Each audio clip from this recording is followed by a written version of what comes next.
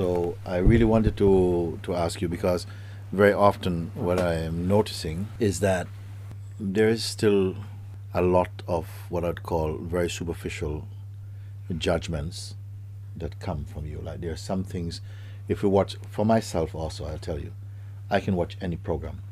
I can watch any program on television, anything at all, actually, or anywhere else. Just watch anything at all. What I notice with people, generally speaking, including people coming to satsang, is that you have a lot of judgments. There are judgments like, okay, so we're spiritual, so we don't watch things like this. That's a very weak attitude, actually. You can watch anything because everything is consciousness. First thing. Everything is consciousness. It's consciousness. It depends how you are inside yourself. Sometimes we are so much trying to maybe give people an impression that, I'm more spiritual than that, so I don't need to watch things like that. That's a very shallow attitude. You're able to look at, participate in life. I'm not saying go and do everything. No, that's not what I'm saying. I'm saying that to somehow remain true to your own consciousness. And don't be so weak and so fickle. We think that we're being so spiritual by saying, no, I don't watch things like that. But that is such a weak thing. It's okay if you say, look, no, I'm not in the mood for that right now, I'm going to go. And if that is genuinely coming from, I'm a bit tired, and that's just too noisy for me right now. There is a difference energetically than when it's coming from a kind of hierarchy of thought, like, well, that's a bit base, or I don't watch this, or I don't like to watch the news. That's a very weak thing. What I'm actually inviting you to just to be open to life generally. And by that, I mean, television is just an exercise, because in fact you're looking at something, it gives some of the flavor of really what's happening. It's not really true because it's not in real time. So somebody's already edited things and put them for you, like a meal that someone cooks rather than you cooking it yourself or something. So that's fine. But my examples still serve, that to just be open inside your consciousness, because it's not what you see, it's not what people say. Even a thought that appears in your mind can be what you may call a terrible thought. But it doesn't belong to you until you pick it up. Any thought can come inside your head. You don't order thoughts. Okay, I'd like, a dozen good thoughts today. You don't have this choice. It simply come.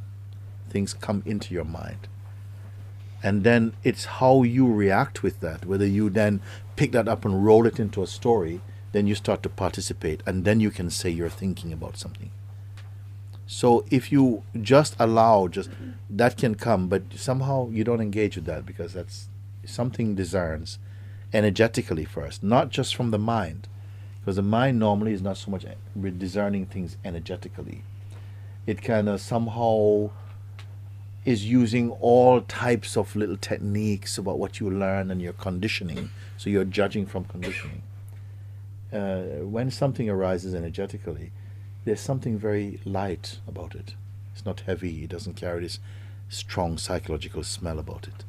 And you move very naturally. So I'm not saying you should do this and you shouldn't do that. I'm just saying be aware of this. Because very often, if you're sitting with people, even if they don't speak and they have judgment, that energy is in the air. And if you're sensitive, you do pick it up. You do see when people have narrowed themselves off. Some people, it's like they've created or have a sense of some insecurity that they need you to say things good and nice to them all the time. Now, supposing nobody told you this, but if you're sensitive enough, you can pick up that vibration in them. That this person, something goes for you to say, oh, you look very nice. It's almost as though you're being pulled into a kind of interaction with someone where it's almost as though your part is already designed to act out being the one who says, oh, you look so beautiful, look so nice or something, because their energy is begging for that. So when you have reached a state where your consciousness and your attention is in a state of neutrality, there's so much space inside you. People can enter your presence And it's like for some people, being with a certain kind of person is like meeting them inside a cardboard box. It's already tight. In another being, it's like you step into like an open panoramic space. There's so much space in them because they have no judgment. If you have judgment, already your room is shrinking. Your spiritual room is shrinking. The more judgments you have, the more likes and dislikes you have. You just become a very small thing. All this capacity and all this potential is inside us. I'm not saying, oh, this is what you should do to increase your capacity or increase. No, I'm just saying, find out who you are. Something is keeping this full immersion or recognition is keeping it a little bit away. Now, you may not realize this, but on some subconscious level, something is afraid just to be completely itself. It's not that the self is afraid to be itself, but we have created a sort of a relationship with certain ideas about self, and we are attached to these projections, these ideas, and we feel that without them you won't be able to function. Just like once upon a time nobody had mobile phones, and now if you can't find your mobile phone you feel a bit handicapped. This is just conditioning, and our minds, our beings are so loaded with conditionings now that rarely do you meet a human being whose presence emits this spaciousness, this silence, this peace, that is not just reacting to life, but being able to be so broad in your way, and yet you're not taken by anything. You're not conquered by anything at all. So forget trying to impress people, or trying to show them how spiritual, or demonstrate how silent you can be, or how high your thoughts are. It doesn't work. People just see you as a prude. Not that that matters, but maybe, at least maybe you think you're coming across a certain way. And you are coming across a certain way, but not the way you think. It is better just to be empty. Not for the sake of what people think of you. And how to be empty is very difficult. If you still carry the smell of a person, you're still evolving. I mean, like, we are watching this show. I wanted to talk a little bit and use this show as a kind of like a trigger for a deeper conversation about it. I wanted to ask you a little bit, like, what did you feel about this show? Because here is a program that was made about a kind of real life scenario. That's what was actually happening. These people are not actors. It's just like what was happening. It's been edited and all of this stuff to create it and all this kind of noise and all this pizzazz around it. But if you look through it, you can see that there were real emotions, real feeling was happening there. In the beginning, maybe when you saw how things are, maybe a feeling of dismissiveness or judgment is there. But gradually you saw that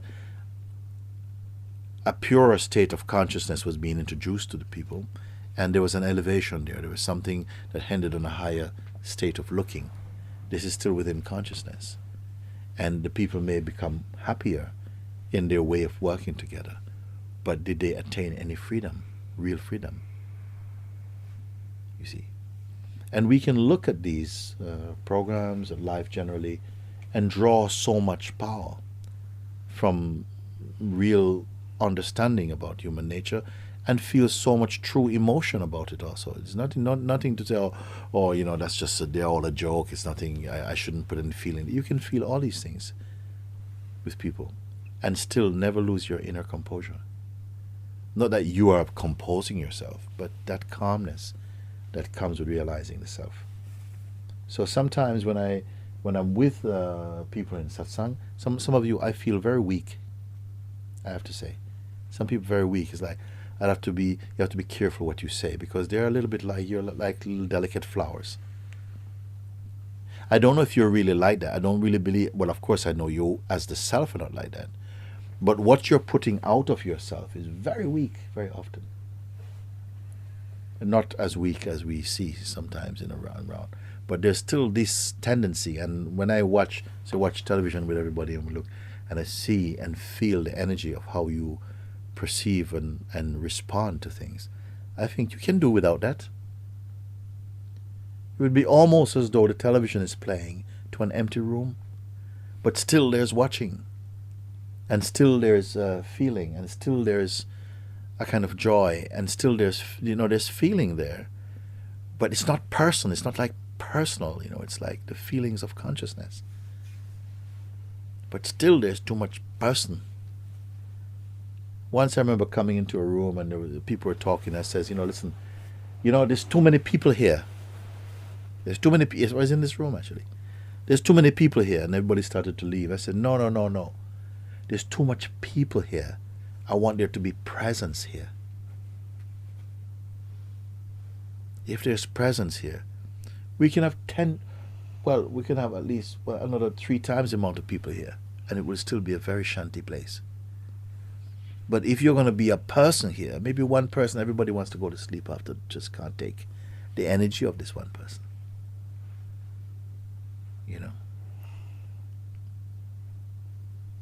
Sometimes when we look at programs like that, they trigger situations that are still alive in us, of personal things that that have happened to us in our lives or something like this.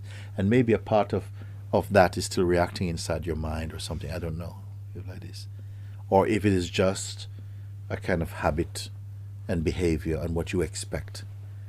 Sometimes people come here for the first time. Quite a number of people come for the first time, especially even people who have written to come. But more often from people who just sort of drop in. And you see that they bring a sort of presence, which is almost like they expect that everybody here is just like they're coming from the pub or something. And they'll talk and they'll have very strong opinions, and it just stands out so strongly because energetically it's so different.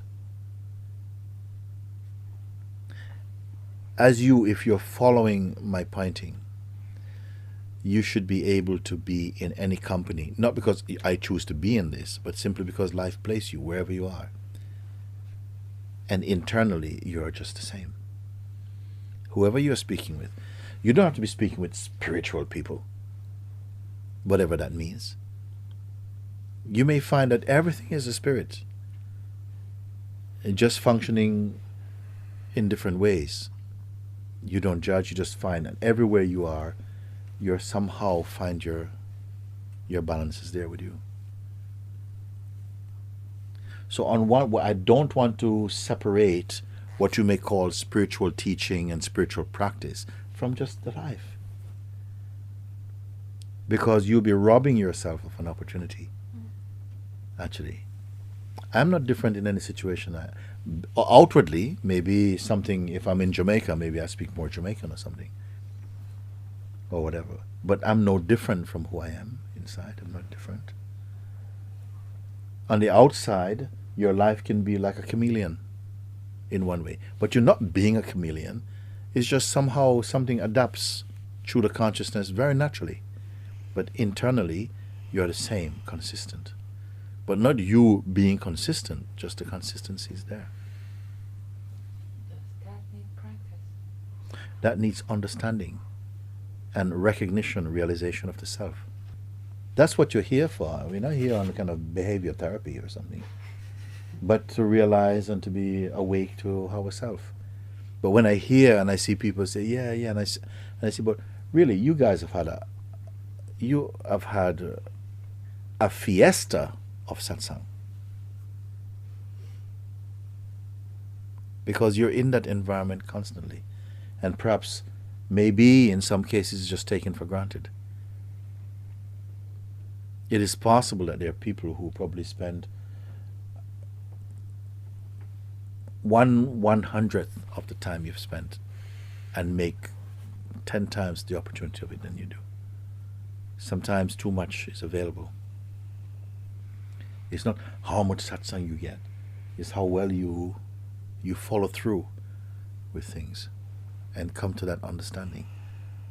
Because I would not like it if in 2 years you're still asking these stupid questions. And you're still going, yeah, but you know, with the self, Mooji, what I would just not want to talk to you. I'd rather be talking to somebody new and fresh. And yet, you, all of you, could be around me physically. If I lived for another 10, 20, 30 years, you could be here. But you would have to be fresh. And the only fresh beings I can know is the ones who are without ego. I went to school, a boys' school in England, it wasn't a private school, just it was a boys' school like that. And after many, many years, we're still in the same town. Many of the people are still in the same town. But of all of them, I only know one with whom I can be fresh. Everybody else is reminding you about school. You remember so and so from so and so? You know, he passed away, and yeah, this guy got married, he got divorced, he got this. I said, I want to hear all of this stuff. That's just rubbish for me. Not rubbish, but it's not what. I haven't seen you for 4 years. All you want to talk about is somebody else's divorce. I mean, what is that? I know one with whom when we meet, not just what we say, because I don't know what we speak about actually, but there is a space inside that being. Do you have that space?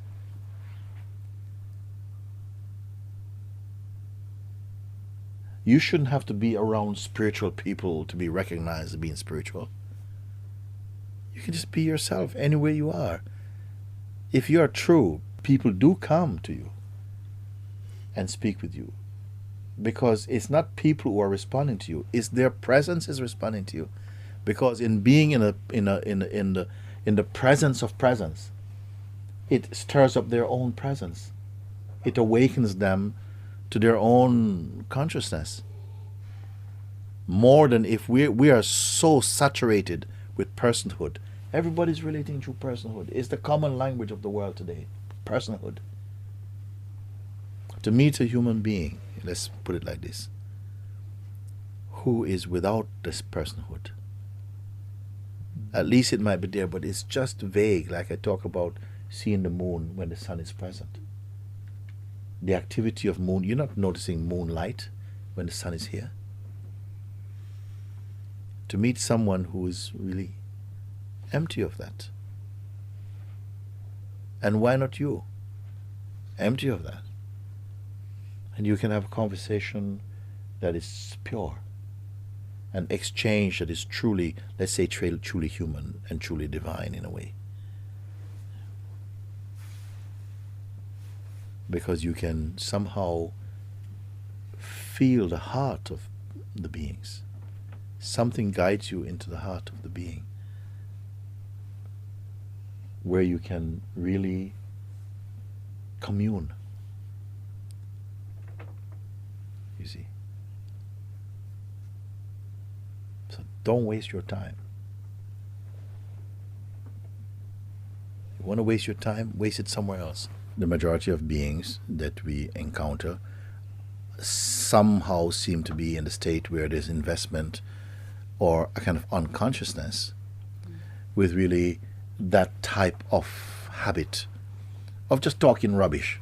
It's really rubbish. It could be your parents, it could be your family, your friends, whatever it is. They just talk about, well, you know, I went to the market yesterday and I saw this car. It's this type of stuff. Okay? So, in a way, if you're in an environment where you have to encounter people, you have to a little bit to educate people of how they can be with you. Because sometimes I've had to say to people, this is not the best way of spending your time with me. Because if I don't say this, then I have to suffer you. So I say, well, I'm sorry, this is not the best way of spending your time with me. Please, let's not talk about that or something. It's not the easiest thing, especially but sometimes you have to cut something, or you ask, please get to the point. Please get, what is it that you really need to say to me? I'm very busy right now. What is the point? No, not this. What is your point? Sometimes you have to do this. Sometimes. Not all the time. You see? But you'll be surprised at how easy it can become. If I'm taking your example now, you're in an environment like hospital, people coming all the time and so on. And they just get to If you are centered in this, people do come to that point. They just know, don't waste time with this person. Don't waste this person's time. It's something to what your presence convey also. Don't feel that you have to always be nice and to be nice and to accommodate.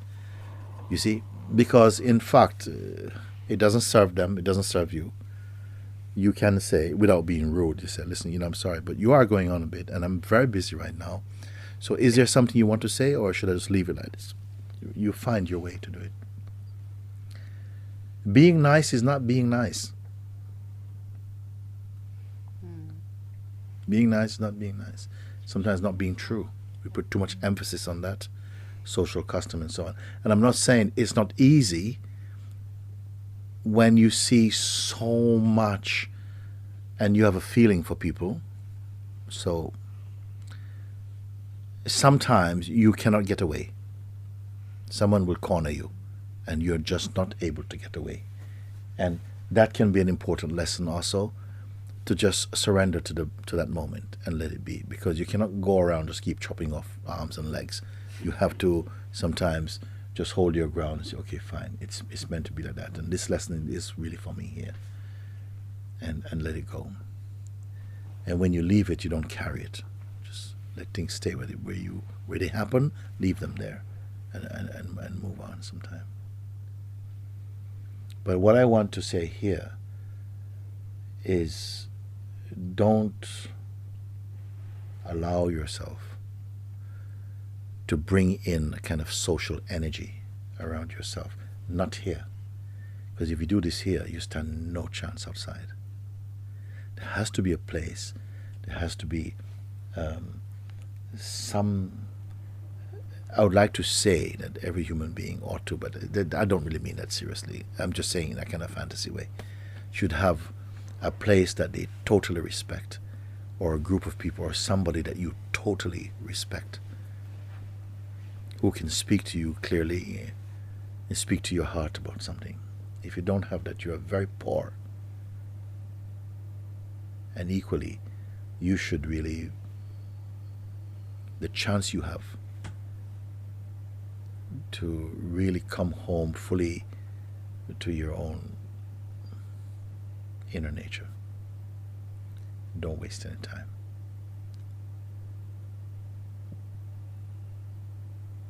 What's the point of spending 20 years in spirituality study and stuff, and you meet a person on the street, you tell no difference between them energetical than anybody else on the street? Then all you've learned is only in your head. You have not swallowed the food in your mouth. You have not digested anything at all. And the people can be like this. Full your mind up of a lot of spiritual talk and a lot of spiritual ideas, but you have not swallowed. You don't have the courage to swallow the food in your mouth.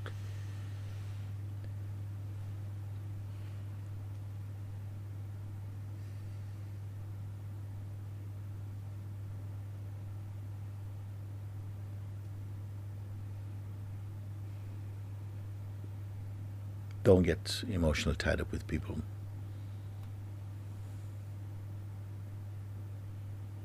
I'm not saying don't love, feel.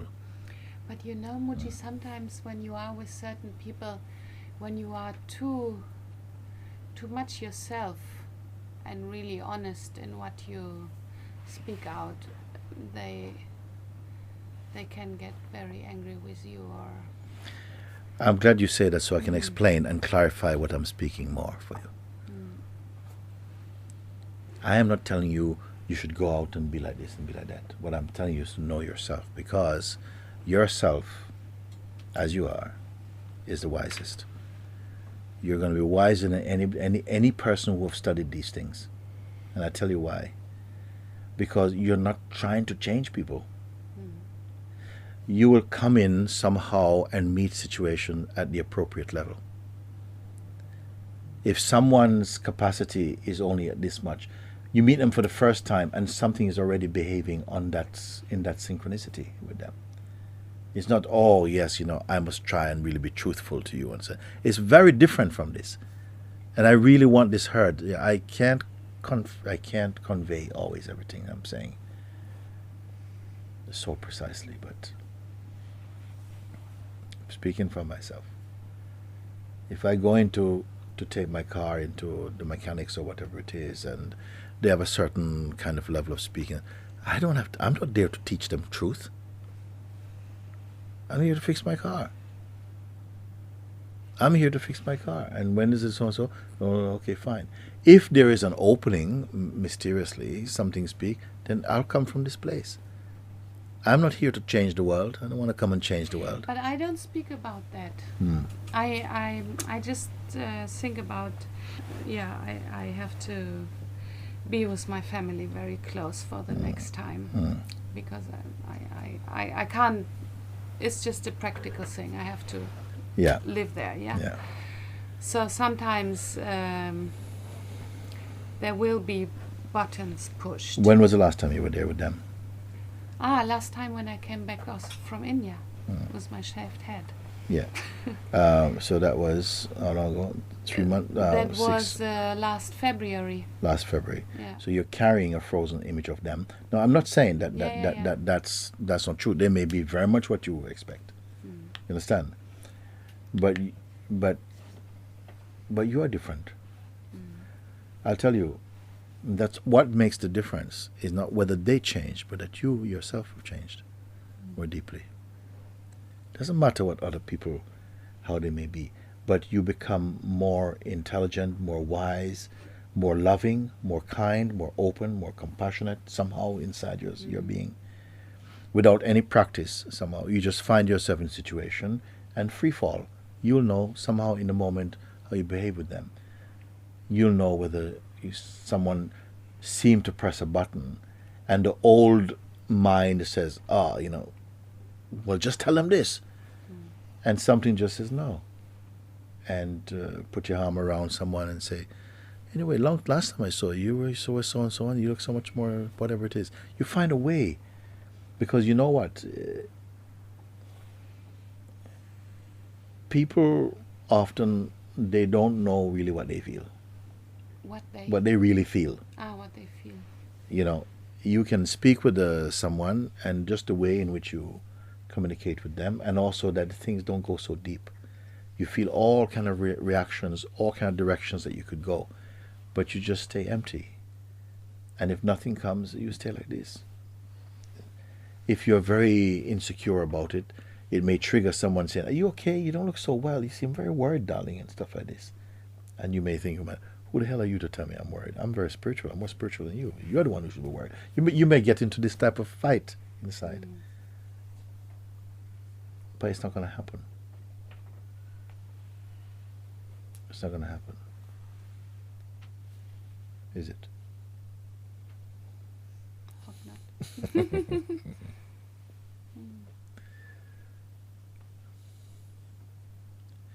Don't worry about anything.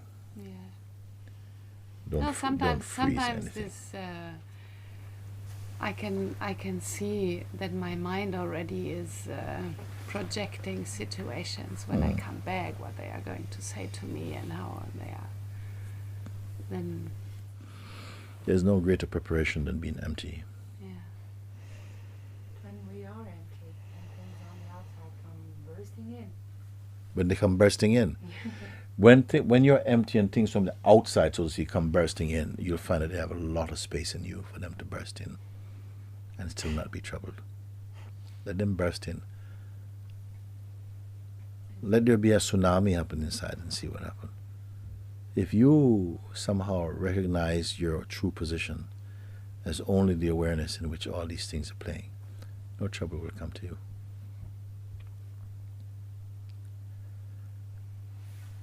You'll not be coming from training or from that place, but more from a much wider space. And sometimes your reactions may come and they may surprise you even, what comes from this place. You may say things, do things completely spontaneously, that you would speak words you have never spoken before, or in a way that you have never spoken before. You see? Rather than what your mind predict might happen. Mooji, I've found a couple of times that just being very still, very quiet around people, and not really troubled by them, but actually sometimes getting a physical reaction, like a headache or something could just come. Yes. And in actual, real in stillness, Mm. but still something like a strong headache or something can come being in that environment. Yeah, well then, somehow, what can I say about these things? You will discern whether you need to leave that place or stay put if you listen.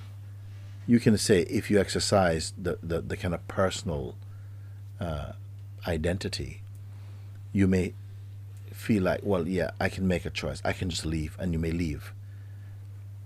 All these possibilities may seem to be there. But what I'm speaking of more is an inner sensitivity which knows that you can change the way that you choose to feel about something. And whether this is wind assisted or not. Meaning, when I say wind assisted, whether it's coming from the beingness, coming from that place, or whether it's coming from your projections, just out of your stillness. Sometimes you're with people and you may get a headache, very piercing headache, which is something that just jumps off someone else, actually. My body is so accustomed to this type of thing that draws a lot of energy from people in terms of their soak up their crap, basically. I kind of more or less block it now, because mostly I found that sometimes the people just want to offload their spiritual junk, and as soon as they're fresh again, they just fill up themselves with more junk. And I don't want to be the dustman for anyone's, sort of junk, unless somehow there's a movement of elevation or maturity towards a higher state of consciousness, genuinely. You see. So sometimes you're with people and naturally it happens, you may pick up something, or something is, I don't want to explain these so tightly, but there is a phenomenon like that, where somehow something inside drains off what is discharged from some negative conditioning or something. And usually because it used to go through this body and dissipate very quickly without leaving any trace. But after a while it weighed heavy inside the body. There's a level that one reaches where the work or the interaction between us become very, very light. It's still sometimes a bit heavy, but it becomes very, very light. Just tweaking. Not going through some huge operation or something. I don't want to be so available for things where you can now use the insights to look more deeply into areas that you can see and somehow delete or open up a fresh space of seeing or something. All this you should be able to do. Don't get lazy. Don't cling only to my physical form or something. Make use of the guidance you're offered and finish up a lot of this nonsense stuff. Still, sometimes maybe too much energy is going into investing in kind of personal projections, which is such a waste. Such waste.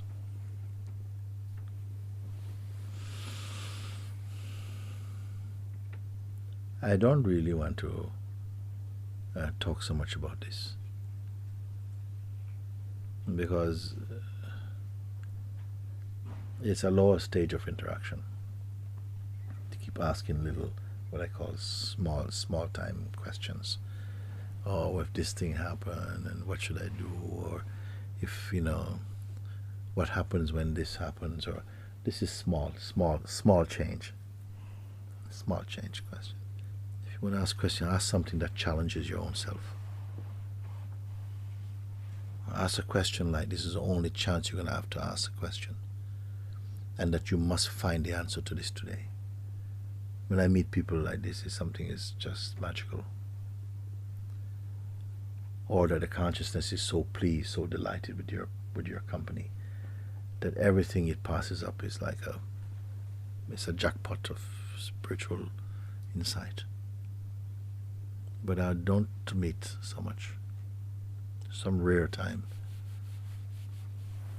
I might find that we can go that far into the seeing that burns away so much of this dross, so much of this waste matter gets burnt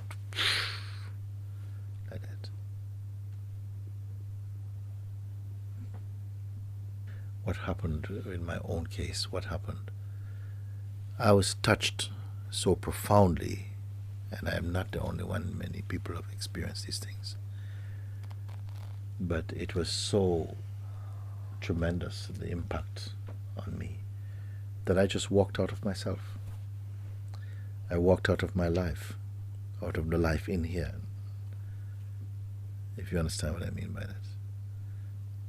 I put everything in a parcel, including my own self, and stepped into the fire of yes. You mean from one instant From the to very another? first, from the very first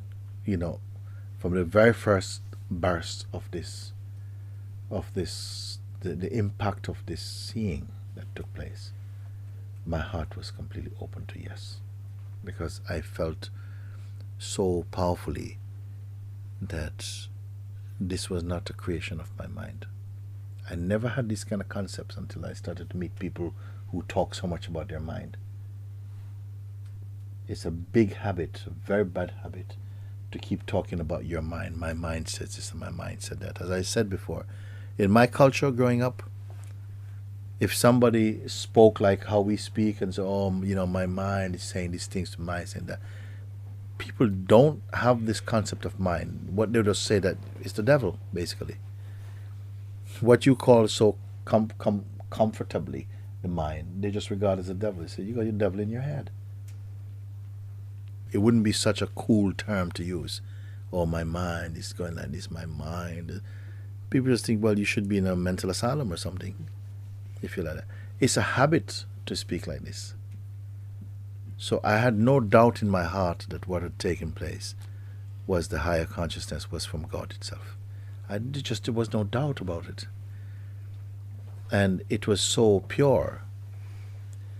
Just like some of the insights and experiences that you have. But it was so fully in my heart a surrendering. Yeah, just take it, because the ego didn't just go away like this. In fact, it was hanging around inside, taking different subtle shapes, but still in a kind of surrendered state, but still holding itself. So it needed to really go to India to meet Papaji. God brought me to Papaji because it had to come in a human form that could speak to finish off my consciousness was not mature enough to listen to itself internally. It had to somehow come in a way that could come in a human presence or something, and that I could really understand it. Life is doing this. It's keep coming back to you in a kind of physical, material form in order to act out the scenarios that's happening inside your mind. So then you can say yes or no, whereas maybe internally you're not able to comprehend what is happening. Actually, that's exactly what happened to me when I found you. When I saw your first video on YouTube, that I couldn't believe that there exists a person in this world who is speaking exactly what I feel is inside of myself. And it touched me so deeply that I just had to come and find you. But there must be before something there, because otherwise everything is being your voice prepared. wouldn't Everything touch is me being so prepared deeply. already inside you. For us to be meeting and sharing like this is already the work of the totality. If you want to call it your mind, it's just another way of calling it the consciousness. that somehow your mind was open to this. What made it open to that?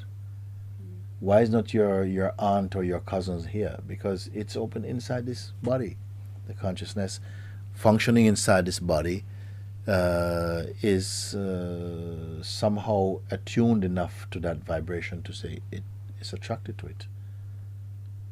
It's not an accident, but very often we waste it. In a sense, I can say that. I can change my language and speak different ways about it, but now I feel like saying, in a way, we kind of waste it, you see. Because you give it again to the mind, and the mind just puts some other kind of notions around it. But already something is inside, a kind of inner quality, an inner temperament or something, that is attracted to truth. Something inside is attracted to truth, and something inside is attracted to lies. And it just depends which one comes out on top. As soon as we begin to really say yes to the true, not a superficial, not a mouthy yes, but a yes from inside to say, no place inside me is it hidden from you. So whatever is hidden that myself I cannot see, I surrender to your feet, to the Supreme over top. And its work the work of grace begins to clean your house, to wash out all the distracting, embedded consciousness, to uproot all that is not true. Somehow. It may take time. And as I said the other day, what if it was going to take the rest of your life to do it? Are you up for it? Yeah, if it's up for the rest of your life, whatever that may mean, then, because what other choice have you got but to go back into the foolishness? And it is a kind of choice. If you say yes to that, and there are ways it can come to you. It can come in the form of a boyfriend or a girlfriend or something like that. Not saying boyfriend, girlfriend is a bad thing, but I'm saying it can come. If you have something that you're still holding division inside yourself, then that will also come as a scenario sometime. You see, and it will entice that part of you that is gravitating towards that, and then you are going to spend another 6 months or six. Sometimes I used to say, if somebody, starts a new relationship in the early days, I say, I won't see you for 6 months, and if you have a child, I won't see you for 6 years, because you're going to be in that life for a while. And for many of the people in that time, it was true for them. Now, amongst you, there's a much more maturity. There's something like that. There's a bit more maturity, more depth, and so on. So there's much more a stronger presence here. And so I feel it's less likely that the mind can get on top of you. But it does sometimes, momentarily in little places. But you have the power to finish him. And don't be kind to the mind. Not yet. Better you cut all this story, all this, the kind of nonsense. And I hope you understand what I mean by that. I'm not saying don't love your family, don't... No, it's not this. But there's a kind of nonsense that happened inside. And just to look at whose story is this, and who or what is interested in carrying this on. Look at it like that. And be very quiet. Something will help you to focus on what notions you're carrying internally, which is impeding, blocking your recognition and your emerging mind into the heart. Something like this. Funny that we are all this thing, and yet it can take lifetimes to understand what it is, to know it in your heart what it is. And sometimes I look and I might say something like, I don't think the human world is such an elevated thing at all. I don't feel it is. I don't believe that we are the highest state of expressed consciousness in the universe. I really don't feel like this. Because it's really a poor show. What I would say is that we have our potential and our capacity is very high, because it has already been proven in the form of the Buddha, of Ramana Maharshi, or Sri Nisargadatta Maharaj, human beings that we know. Even if you say that I don't know if Buddha really lived, we know ones that has lived. I have met personally myself. That brought again that awakening into my own heart, complete. Easy. So you know, if one has done it, then that hole is perforated in the bubble of consciousness. That if one has do it, then the capacity is in everybody to do it. And there's not one. There are very, very many expressions of that one. Somehow the pull of the consciousness towards more rajasic or tamasic states is very strong here. You know, maybe at different times there was probably a higher proportion of sattva for short periods of time, and but more, what you may call in this period, where the saturation is more in more tamasic functioning, rajasic functioning of the mind consciousness. I just sometimes want to tell you, just throw the whole bloody lot. Why are you hanging around with these carcasses of thoughts? What are we getting out of it? Sometimes for some beings you can say, throw it, and they can throw it. Some beings you can say, forget about all that, and immediately they forget about it. They're rare. Yet the capacity is in all of us. Some beings say, forget, drop it, and they can drop it. Others, it takes a whole procedure of dropping, and because we are still so not sure, I'm not sure if I can trust you, I'm not really sure if I'm really there. All the mind stuff, you see. And we cannot dismiss that this mind, although it's illusory and delusory, you know, it is the glue that's holding somehow the beings hostage and bondaged somehow. Because the tar has such a stickiness, and something inside the consciousness gravitates towards that taste, to be in the state of personhood, to enjoy the feeling of personal autonomy and all that. It's an attraction. Powerful forces are working in that way, and yet none of it can transcend even the kind of innocence of the being. You see, you don't have to learn a lot to transcend your mind. You don't have to learn a lot at all. You just have to have the right understanding, and to be again in your correct position, rather than the very limited position of the ego mind. Something is growing less patient.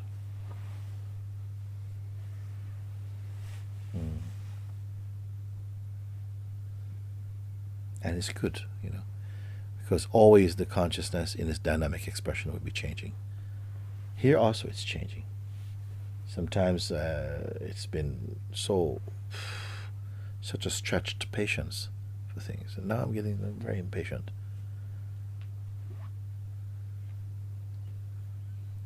You see, and sometimes I want to throw people overboard, just throw them out the bloody ship, and then burn the ship also. There's a feeling like this. Don't gather dust around me. Don't grow cobwebs around. I wouldn't be able to cope with you. It has to be fresh. And to be fresh, you have to drop yourself. Meaning drop your this egoic identity, or at least be working to remove that impediment seeming. You're leaving tomorrow. Few people leaving. What if I never saw you again? Because I don't myself hold out and dwell in such projections like, yeah, well, I see you next week. I don't know what this is. I don't know what that is. to make this type of statement. Yeah, come next week, I'll be here. Yeah, probably. I don't know that in the form that you speak about. So I like to check in and say, you have everything it takes. You have what it takes now. Your mirror is with you. Your mirror is the consciousness itself and the mind.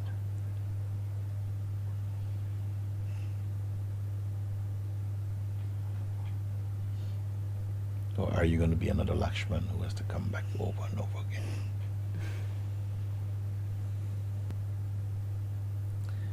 Now, one of the, for me, the blessings in my life is to have a body that's not so well, in fact. Because it never permits you to think in terms of future and things like that. This is a blessing. Sometimes you're very fit, you think you are indispensable. Yeah. But you're still thinking in terms of your physicality. Don't hold out for any utopia, any nirvana in the human kingdom, in the personal world. It's just not going to happen. Maybe your fantasy, if it's strong enough, might produce effects in consciousness that resemble what you may think, but it will only be a flash. Do you speak now about fantasies about all this 2012 No, stuff? I don't have time for that. I'm talking about, well, including that, okay, Yeah, if you want. I mean, but, that's it can be called an utopia, no? That people have all these projections about a certain Yes. age. Yes. Yeah. You can put. I wasn't directly thinking of that like that, but why not? It includes this. But You mean, in general, like idealisms, people who project idealism, certain- and sometimes just wishful thinking, just fantasies. Sitting around, got nothing better to do. Create a fantasy is the cheapest form of entertainment. I mean, it doesn't cost you anything. You can keep projecting stuff. And I have known people whose life is that, whose life is really just almost replaced by fantasy. No, that is for me poverty. Because imagination is also a power that we have that is often heavily misused. The bottom line actually is that internally there should be an emptiness in you. Just a kind of an emptiness. There are nicer words we can use, probably for some people, I don't know. But there's a space inside that's not preoccupied with personal dramas, personal needs, personal projections. And this emptiness resonates with what I call a kind of being, a kind of the humming of being, the vibration of a sort of joy, which is synonymous with this beingness. Nothing more needed there. The eyes are open, the senses are open, the capacity for the mind's functioning is still there. But it's not making parcels out of any experience. It has no safety deposit boxes. It is just a field of pure being. When the question arises, if it does, who am I? Which it will do, in fact. But there is tremendous joy in finding nothing. No particular thing you can say, yeah, this is it, that is the self. You are the self. You see. And then all your question, all the nonsense, all the projections, they start to dry up very, very quickly. Very quickly when you're like that. Like sometimes after the rain fall, there are some puddles of water somewhere on the roof of some house or some corner. And you'll find after a little while 1,000 tadpoles are in there. As soon as the sun comes, dries up, everything's dried up. The same way the tadpole thoughts in your mind, everything dry up. Not become frogs.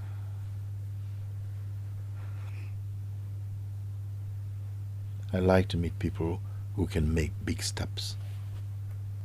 Not tiny thoughts, no, big steps that can sweep galaxies away.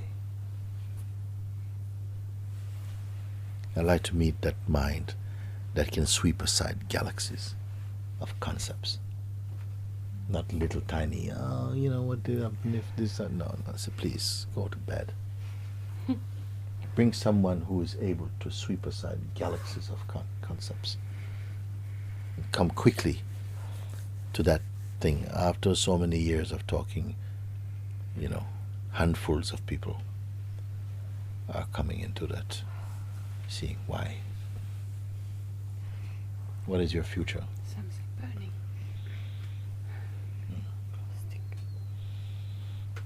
I hope it is the ego.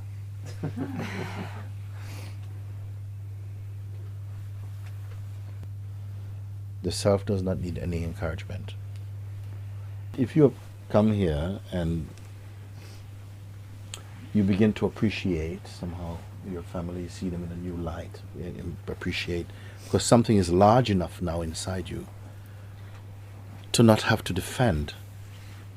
If you've come to this place where something has grown so big, so large, that you don't have to be defending or protecting yourself now, then that is a great beauty for me.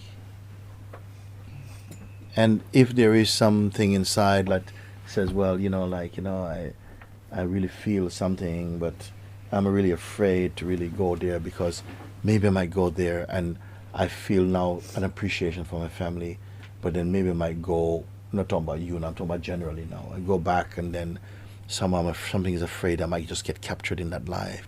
I said, if you do, it would be really worth finding out. Because it would mean that you've been here all this time and there's still something, you still have, you're still hiding something with, like this. So it's better you just go. And I say, I'm totally with you. It's not that I could find in that life something more appealing than... Listen, I know you're not saying this. You know what I heard from you, what I've heard inside my heart? I heard that something arose like a kind of an appreciation for the family, and I saw and felt that was something with pure distance, and beautiful. Still, like, you understand? Like the love, but still... Yes. And that's fine.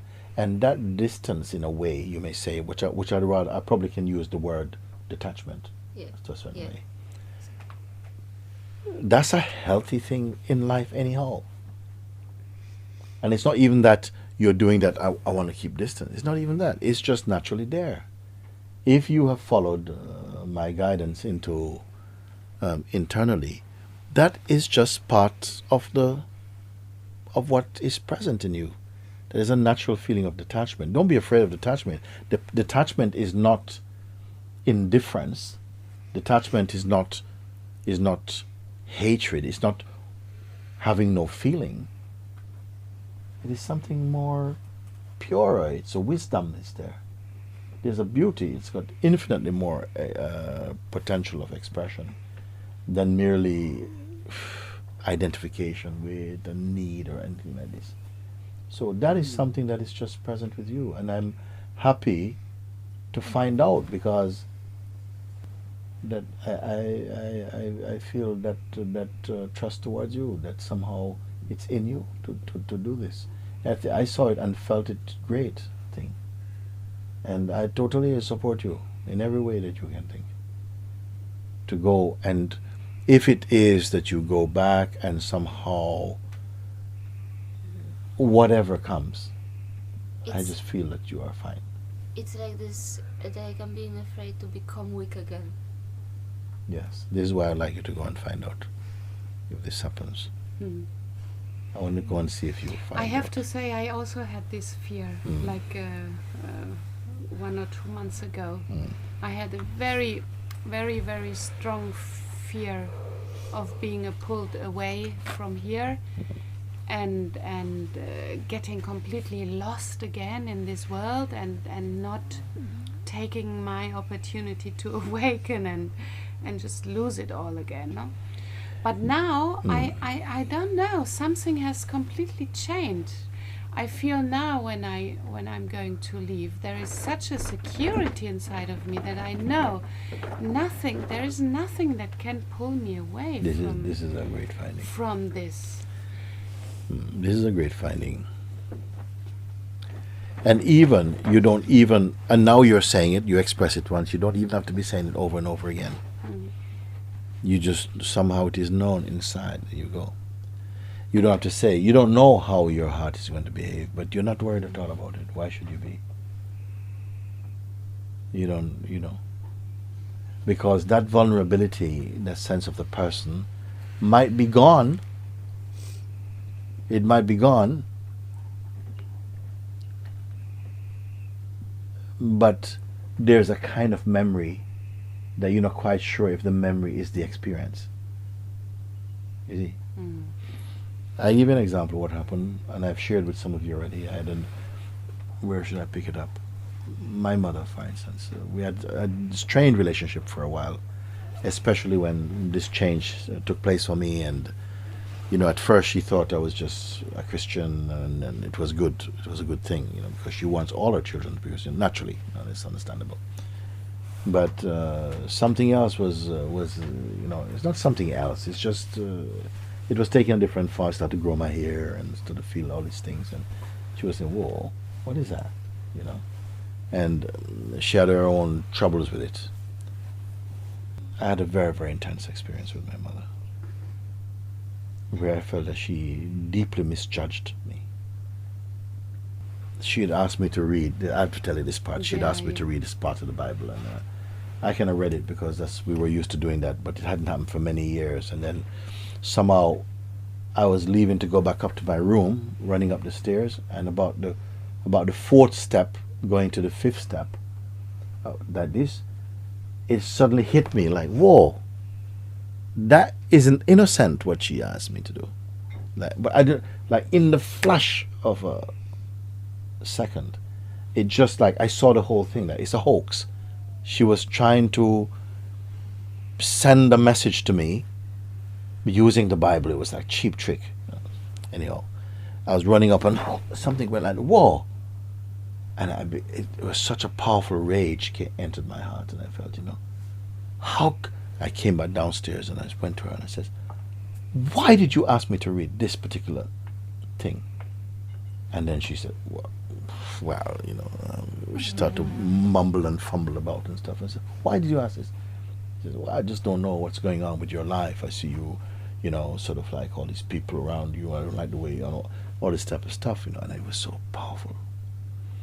Anyway, out of this experience, somehow, something changed, and I felt, okay, I don't want to see my mother again right now, because she is like a beautiful, she's like a thorn bush for me, with a plastic rose on it. You go to and let's got all this stuff. It was like this. And then somehow my heart going to be hard. I was a bit defensive, because I was ready. So, she could be very painful. So I put my gloves on, And then when we met and I heard her outburst again, I started to tackle this, but in a really beautiful way. This came I started to respond to her from the same Bible that she loves and respects. And anyway, our relationship changed. Now my mother and I, we are very good. We are very good. I lost all the fear from my mom. All of it. I don't know where it came from in the first place. It was such a, I couldn't speak to her. Now we can laugh, and I'm just really good from my part, and I think from her part too. We're very comfortable with each other. But now, even now, if I'm running up the stairs, I'm likely to go, whoa, on the fifth step. It still happened. No. What is significance? There's no significance at all for me. You understand? Some things may still seem to happen on the surface, but they have no depth. They have no depth, because I can't say, oh, this is because of my relationship, because my relationship with my mother is very good now. But that was such a powerful impact inside my consciousness that it's got registered somehow in my body or something, you see? And without thinking, I'm running up and something, whoa, you see?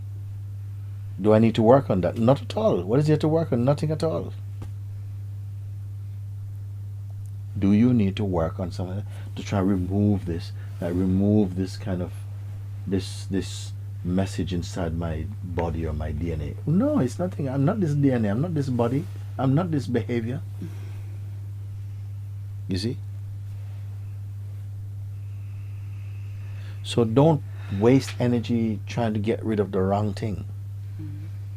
But the mind will help you as well, or want to. Just understand your real place. And what is this place? Again, finally I say, whatever you can perceive, whatever is perceived in you, as thought, as sensation, as feeling, and so on. They belong to the dynamic expression of consciousness. You cannot just get rid of it. It's there in the consciousness. This is what Sri Maharaj was saying, I leave my human nature to unfold according to destiny. He understood that nature is functioning through this body. And even the mental activity and the sense of person, that's just a kind of, some kind of facade, a kind of role that consciousness seems to play anyway. And he says, I am not bothered about this. I'm not trying to change I'm not trying to stop smoking and whatever it is. I let that just happen. But I know I'm independent of that on some level. And not that I know this theoretically. I am this. I am the one saying I don't bother with this anymore. I don't bother with trying to correct my story. Of course, during in the flow of life, if something comes and you see that there's a behavior that's still coming from the conditioned part of the mind or something, and there's a clear indication to change it, you just change. It's change like this. I'm not saying don't work on nothing. No, work as it comes natural, but don't give so much dedication to trying to change your physical manifestation or something, because that is the aspect of yourself which belongs to time and will be somehow discarded through time. You see.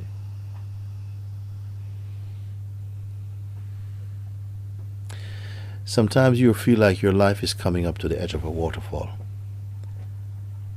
You don't know what is on the other side of it, whether it's a lovely pool or something, or some, whatever. But something is coming, and just like you can smell the rain coming, you can smell sometimes that your life is coming up to, a kind of, it's like a gray area or a great expanse or something like this, beyond which you don't know anything. Your projections cannot live beyond that. Embrace it. Embrace the opportunity, because it's a false sense of comfort to keep just hanging on to the mundane because your life is not threatened by it. Be grateful that life pushes you or give you the sense of reaching some edge beyond which you don't know. Get used to the unknown, because that is yourself. And let the body go through whatever it must go through. I'm saying this lightly now. There may come periods in our life when somebody here, one of us, may go through such a tremendous experience that it really pushes your consciousness to the edge. But you have to again break that edge. So when we speak like this, please don't come with mundane things. Don't show me the dirt on your fingernails. I don't want to see this. Come with something masterful. Begin to look like you're here to slay the myth of ego.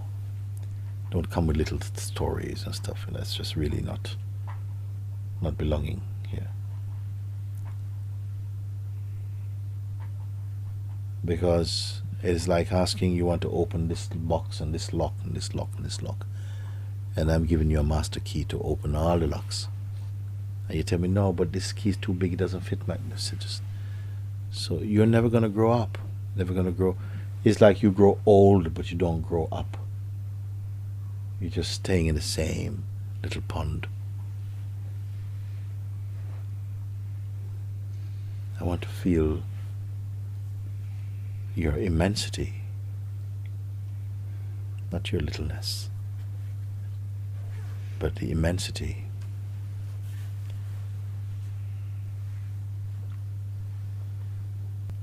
I mean, in a sense, sometimes I feel like I've said everything, but as long as this body's alive, I can keep going to more refined spaces with you. If the capacity shows up to do this. Occasionally, we're able to penetrate so beautifully. And it's a joy to look into something so deeply that you don't have to fix. You only have to say yes to the adventure of seeing, to tackle those energies that come up inside to keep you somehow feeling bound or something, and to go through them. Sometimes you have to put pictures to your thoughts and to experience them almost like you create a kind of digital world that you have to experience inside yourself in order to break certain false barriers. There's a time for that. I don't want to say that's the target practice or nothing. The real thing is just keep on being, remembering, being in the self as the self itself. Enough. No. I have this feeling that I don't know how to explain that, but there has to be those who awake. It just has to be to come to the end of the nonsense. That just recognize this purely as the stable truth. Not yes, but, and sometimes, well, it has to be.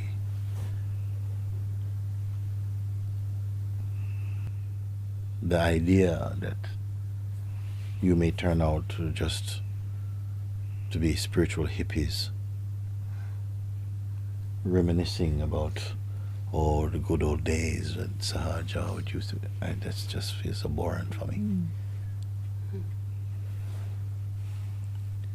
That your heart has to blossom into sagehood or something.